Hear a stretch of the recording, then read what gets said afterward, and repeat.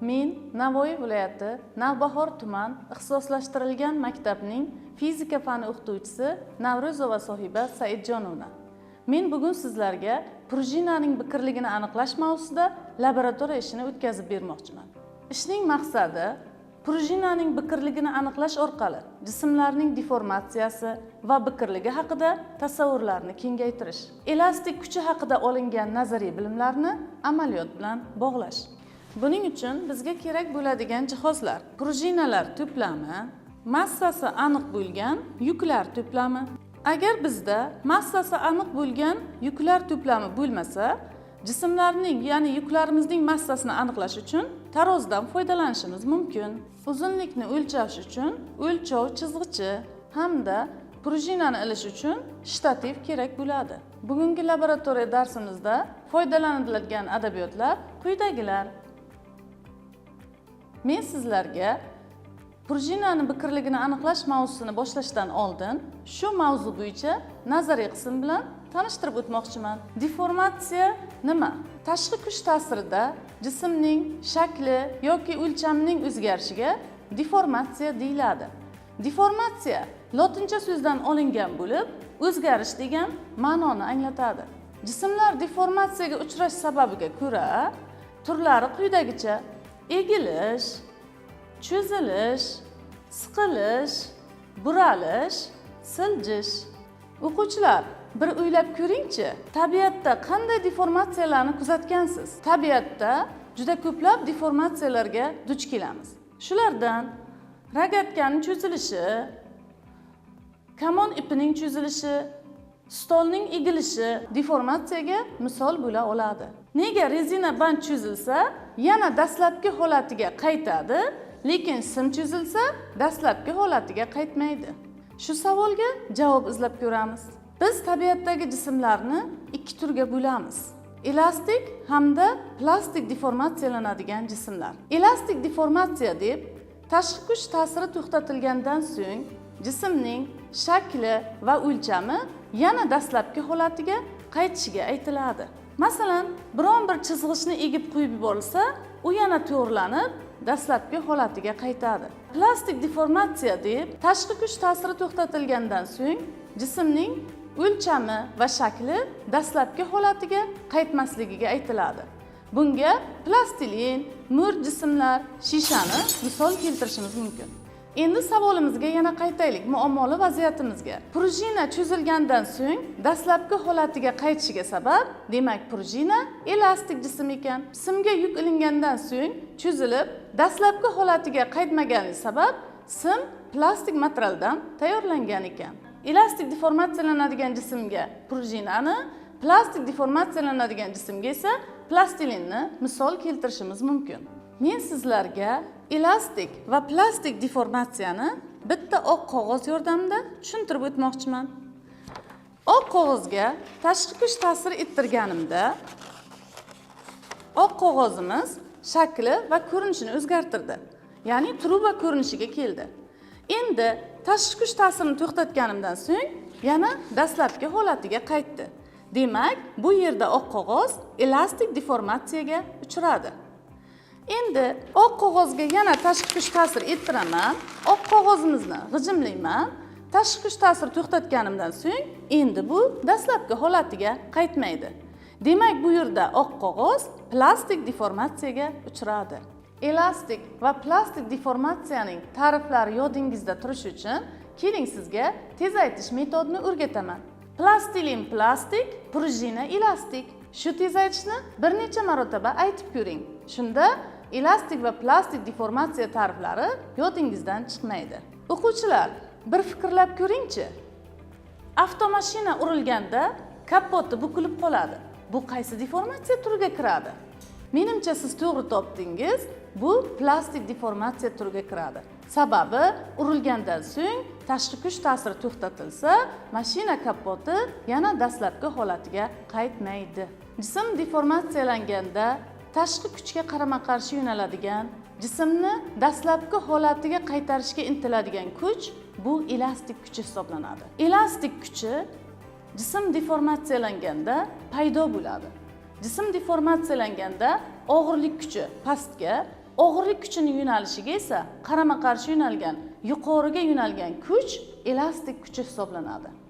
Shunday qilib, elastik kuchi prujina cho'zilganda prujinani yana dastlabki holatiga qaytarishga intiladigan kuch ekan.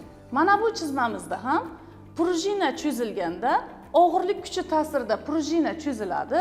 Prujinani dastlabki holatiga qaytaradigan kuch elastik kuchi tasvirlangan.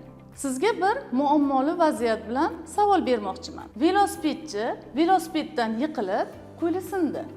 Aytingchi, velosipedchining qo'li qanday deformatsiyaga uchradi? Ushbu savolning javobini quyidagi Telegram raqamlariga qoldirishingiz mumkin.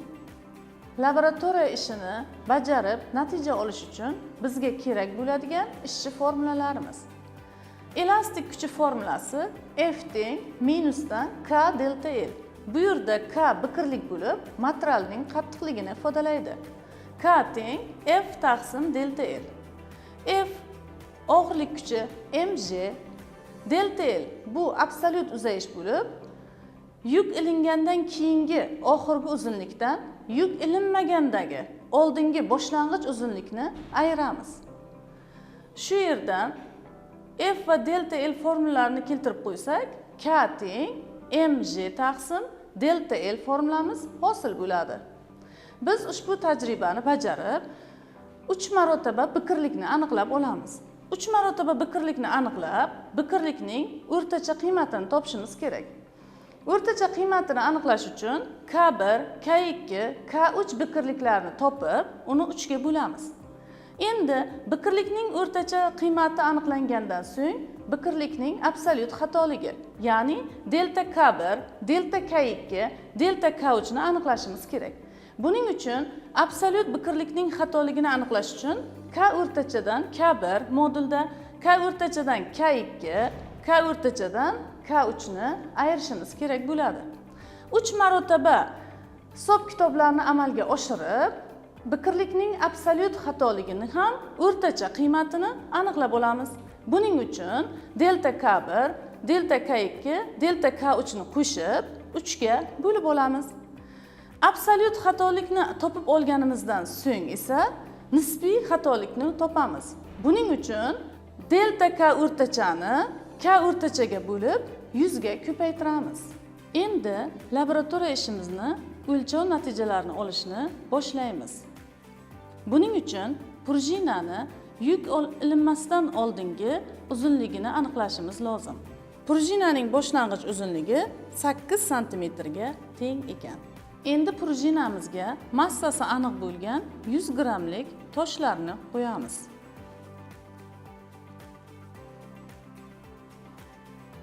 Yukimizni prujinaga ilganimizdan so'ng, prujina tebranishdan to'xtab, cho'zilib bo'lgandan so'ng prujinani uzunligini aniqlaymiz. Bu prujinaning yuk ilingandan keyingi oxirgi uzunligi hisoblanadi. Demak, prujinaga yuk ilingandan so'ng buning uzunligi 15 sm ga teng bo'ldi. Birinchi olingan o'lchov natijasiga asosan hisob kitoblarni amalga oshiramiz. Og'irlik kuchini aniqlab olamiz. F teng mg. J bu yerda erkin tushish tezlanishi bo'lib, uning son qiymati 9,81 newton taqsim kilogrammga teng. Biz buni ishimiz oson bo'lishi uchun taxminan 10 newton taqsim kilogramm deb olamiz. Og'irlik kuchini hisoblasak, mg formuladan 0,1 kilogramm, ya'ni 100 grammni kilogrammga aylantirdik. Erkin tushish tezlanishining taqribiy qiymati 10 newton taqsim kilogramm. Bularni ko'paytirsak 1 newtonga teng bo'ldi. Endi absolyut uzayishni hisoblab olishimiz kerak. Oxirgi uzunligimiz 15 sm, boshlang'ich uzunligimiz esa 8 sm ga teng. 15 dan 8 ni ayirsak 7 sm bu yerda absolyut uzayish hisoblanadi. Biqirlik formulasiga asosan K teng F taqsim delta L. 1 ni 0,07, ya'ni 7 sm ni metrga aylantirdik. Shunda biqirlikning qiymati 14,1000 dan 285 newton taqsim metrga teng bo'ladi. Tajribamizda absolyut va nisbiy xatolikni aniqlay olishimiz uchun kamida tajribani 3 marotaba bajarib ko'ramiz. Ikkinchi marta bajarayotganimizda massani 150 gram deb olamiz. 100 gramli massali yukni ustiga 50 gramli yukni ilamiz. Endi buni prujinaga ilganimizda prujinani yuk ilingandan keyingi uzunligi 18 santimetrga teng ekan. Endi tajribamizni 3-marotaba o'tkazayotganimizda 200 gram yuk bilan bajarib ko'ramiz. 150 gramni ustiga mana yana 50 gramli yukni ildim. Endi prujinaga ilganimizda 21 santimetrga teng bo'ldi. Ushbu tajribamizni 3 marotaba o'tkazib ko'rganimizdan so'ng quyidagi jadvalga joylashtirib chiqamiz. Massa 100 gram, 150 gram hamda 200 gram massali yuklar bilan o'lchangan hisob-kitoblar quyidagi jadvalga joylashtirildi. Jadvalda olingan natijalarni quyidagi chizmaga joylashtiramiz. X o'qiga absolyut uzayishni, Y o'qiga esa F og'irlik kuchini joylashtirib chiqamiz. Bundan ko'rinib turibdiki, buning chizmasi to'g'ri chiziqdan iborat bo'ldi. Demak, biqirlik absolyut uzayishga teskari, kuchga esa to'g'ri proporsional ekan. Biz yuklarni massasini orttirib borganimiz sari uzayish ham ortib bordi. Agar sizning chizgan chizmangizda o'lchov natijalariga asosan to'g'ri chiziq hosil bo'lib, ayrim joylarda ozgina egirlanish hosil bo'lsa, bu anomaliya hisoblanadi. Anomaliya nima? Ya'ni o'lchash natijasida qilingan xatolik. Biz qayerda xato qilishimiz mumkin? Aynan o'lchab olinayotgan vaqtda prujinaning uzunligini o'lchayotganimizda o'lchov chizg'ichi prujinaga parallel emas, ozgina qiya holatda joylashtirib qo'yishimiz mumkin. Shuning hisobida tajribamizda anomaliyalar hosil bo'lib qoladi. O'quvchilar, bir o'ylab ko'ringchi, biz prujinaga qo'shimcha yuk osganimizda ushbu grafikimizda qanday o'zgarish bo'lar edi? Agar prujinaga qo'shimcha yuk osib ko'rsak, uni 3 ta sohada ko'rib chiqamiz. Birinchi sohamiz elastiklik sohasida, ikkinchi sohamiz esa elastik sohasiga yaqin sohada, uchinchi sohamiz esa elastik sohasidan chiqib ketsa, ya'ni plastiklik sohasida. Birinchi sohamiz elastiklik sohada.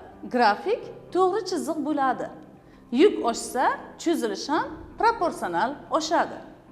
Elastiklik chegarasiga yetganda esa ma'lum bir yukdan keyin grafik to'g'ri chiziqdan og'ishni boshlaydi. Proporsionallik buziladi. Prujina asta-sekin plastik deformatsiyasiga o'tadi. Agar elastiklik chegarasidan oshsa, yukni yana oshirsak, grafik keskin egiladi. Prujina o'z holatiga qaytmay qoladi. Oxirida prujina uziladi. Grafikimiz mana shunday ko'rinishga ega bo'lib qoladi. Xulosa, qo'shimcha yuk osishni davom ettirsak, avval grafik chiziqli o'sadi, so'ng egila boshlaydi, oxirida keskin o'zgaradi yoki uzilish sodir bo'ladi. O'quvchilar, ushbu darsimni Konfutsiyning ushbu so'zlari bilan yakunlamoqchiman. Aytsang unutaman, ko'rsatsang eslab qolaman, o'zim bajarsam anglab yetaman. Shunday ekan, fizika darsida o'rganilayotgan har qanday nazariy bilimlarni amaliyot bilan bajarib, mustahkamlab, tajribada o'zingiz bajarib ko'ring. Shundagina siz har bitta mavzuning mohiyatini to'laroq tushunib yetasiz.